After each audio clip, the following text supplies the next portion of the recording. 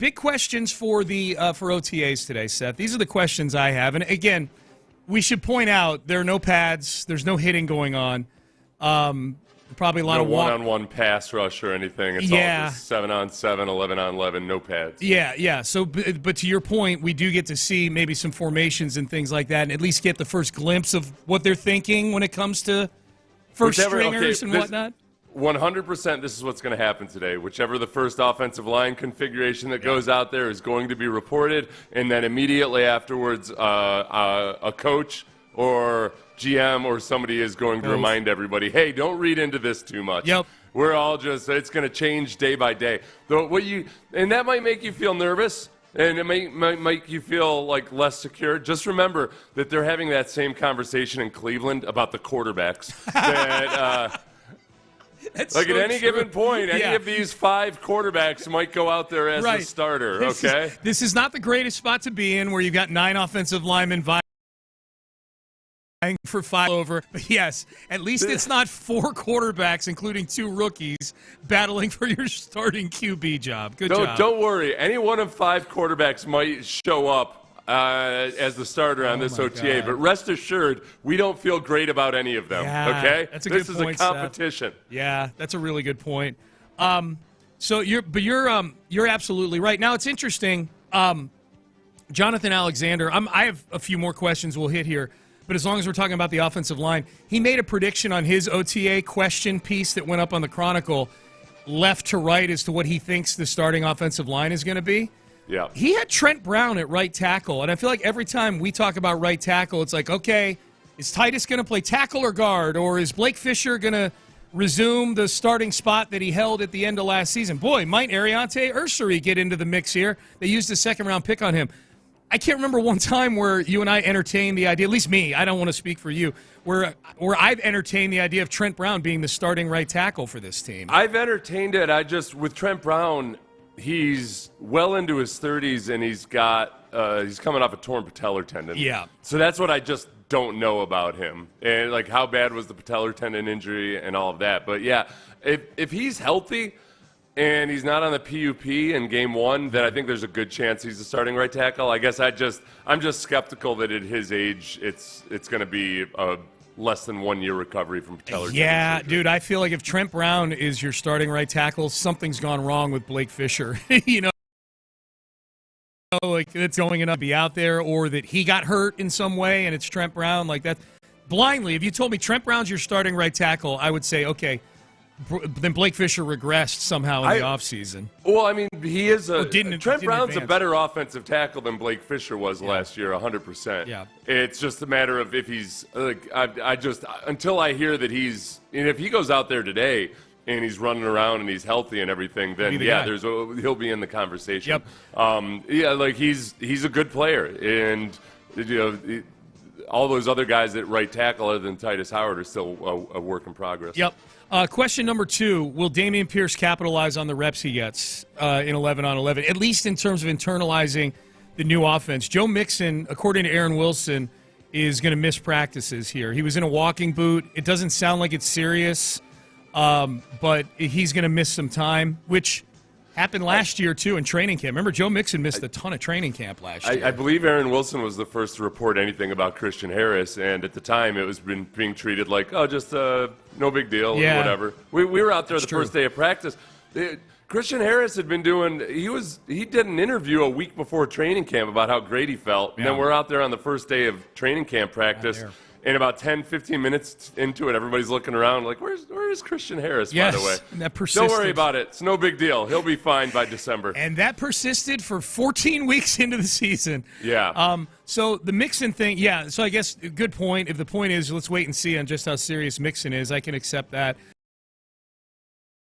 But contract year for Dameon Pierce. They drafted a running back who presumably is going to put some pressure on Dameon Pierce. Dameon Pierce was not getting on the field at the end of last season, other than the Titans game where he looked really, really good.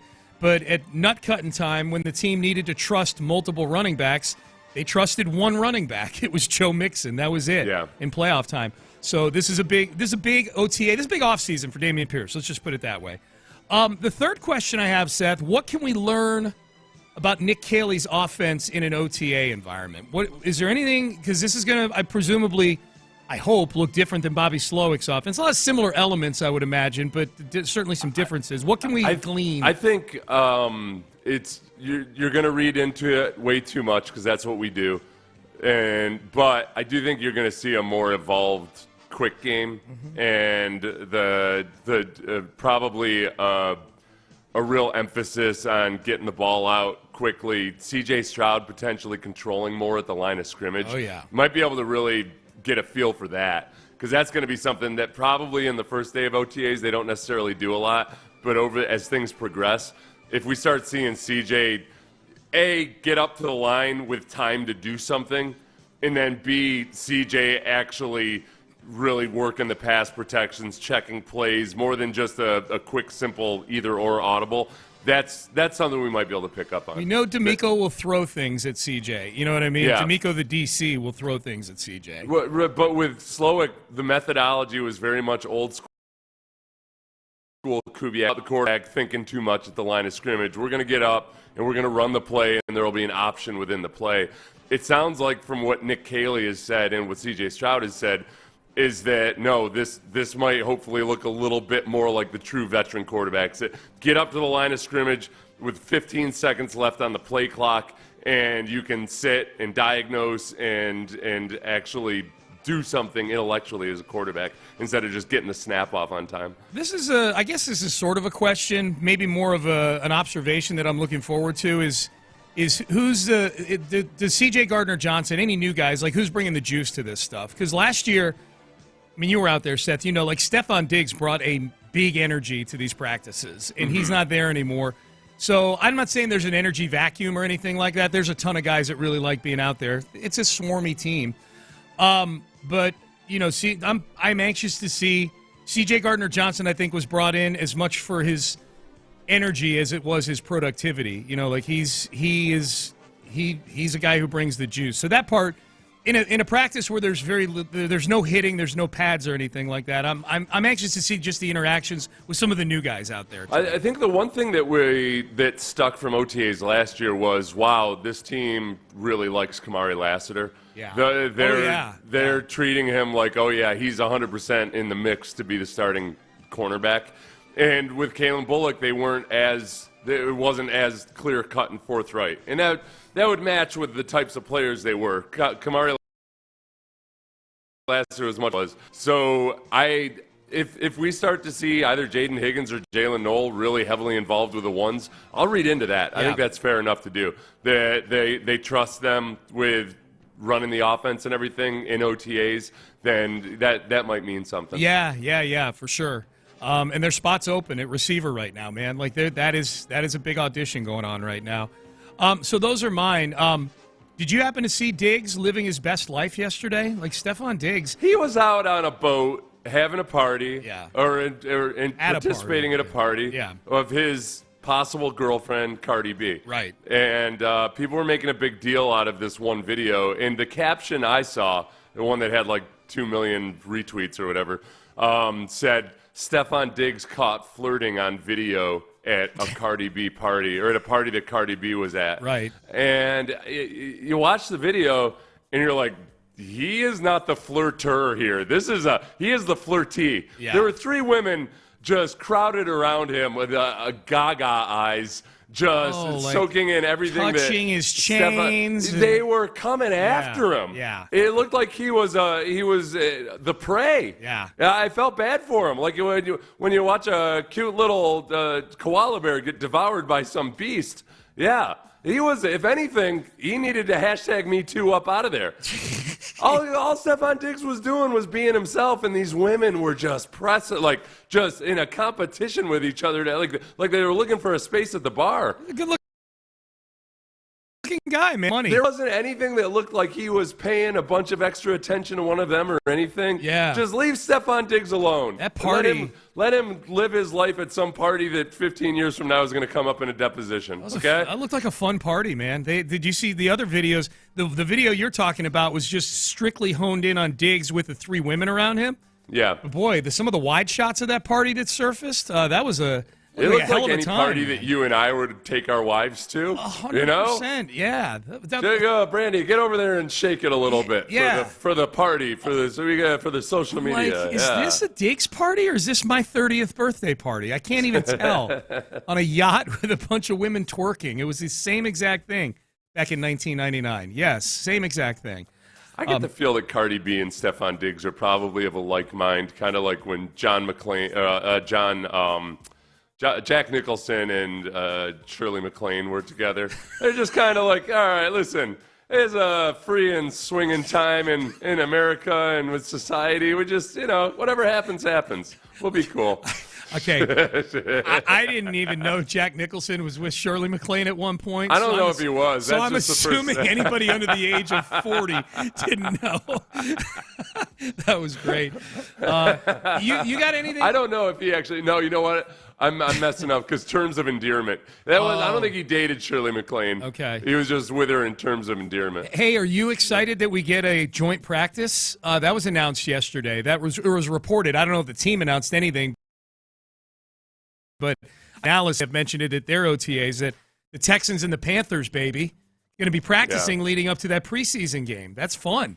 Yeah, the good times. Good times, man. Blake out there. We're going to get him mic'd up. Bryce Young, not Blake Young. Bryce Young. Bryce Young. Yeah. What's up, guys? How we doing? Yeah, he's going to walk over. He's going to walk over to the Texans, walk over to C.J. Stroud and Will Anderson, and he's going to give them What's a little. What's up, guys? How we doing? Everyone good? Yeah, get away, little man. We're trying to have a practice. There will be a feverish attempt to spin any and all comments by C.J. Stroud and Bryce Young. Oh yeah, and I will be the one doing it. Yeah, they're going to try to take some kind of banal statement one of those guys make and turn it into headline porn, and I think CJ's going to be the one that gets the brunt of it. Yeah, you don't have to say...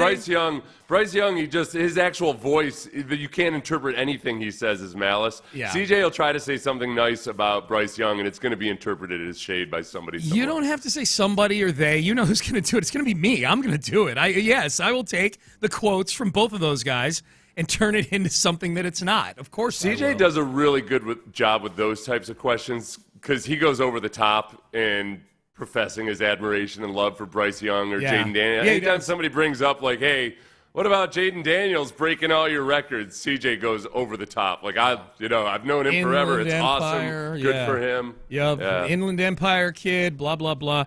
We also get this. Oh, I worked at KFC probably a week and a half. For real. We're going to go the chicken little, or they have me cooking the chicken and all that. The little tumbles. I will be running to a Xavier Legette media scrum. I will be sprinting over there. That's Xavier Legette, for those who don't know. And for those of you wondering, what was he saying there? A, I get it. B, he was talking about his first job ever at KFC, cooking the gizzards and the chicken necks and the livers and things like that. KFC should, at some point, I would imagine he'd get an endorsement out of that. I mean, I would love to. He's a great spokesperson. And he's willing to have fun.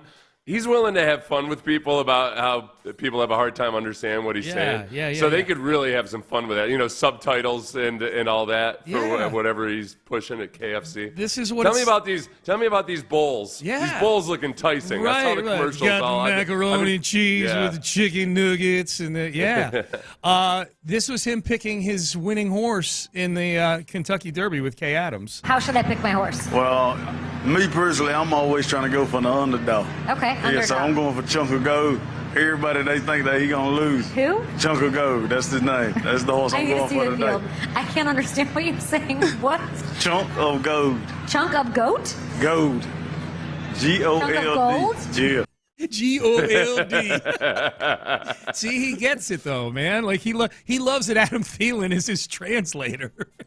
Adam Thielen is... Short, white Adam Thielen is I love that little aspect of it because it removes all of anybody that wants to try to, bait or anything on the text line. Like, no, in the receivers room who understands what Xavier Legette is saying, all right? Okay, this is across the board. People from all locales and backgrounds don't understand what Xavier Legette is saying. Unbelievable. We